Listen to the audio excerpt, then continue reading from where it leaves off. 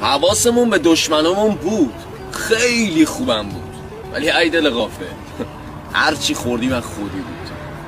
همین.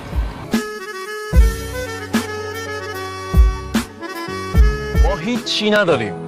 اگه یه لقمه نون هم داشته باشیم با کسی میخوریم که باهامون گشنگی کشیده.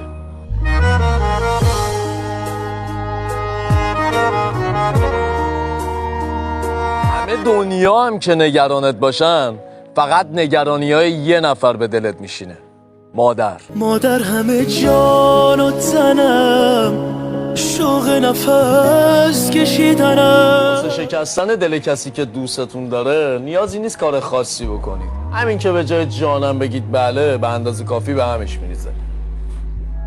همین.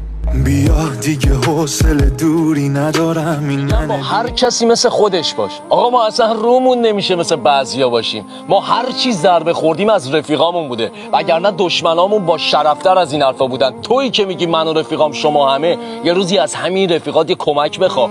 اون وقتی که میفهمی رفیقات همه، تو تنها. از نمک نشناسان آزار دیدن سخت نیست، درد دارد خوردن زخم از نمک پرورده ای. آقا ما شرمنده ایم که به شما گفتیم رفیق، دیگه تکرار نمیشه. ببخشید که پشتمون باعث شد خنجر شما آسیب ببینه. کاش یه روزی بفهمید کسی که حرف نمیزنه و سکوت میکنه لال نیست، شاید داره یه چیزی رو این وسط حفظ میکنه به نام حرمت که شما حالیتون نیست. شمایی که حرف از معرفت میزدید، اگر میدونستید که چاقوتون میبره تا بیخ میبریدید. لحظه ای گفتم خدایا دشمنانم را بکش، من نمیدانم رفیقانم چرا جان باختن.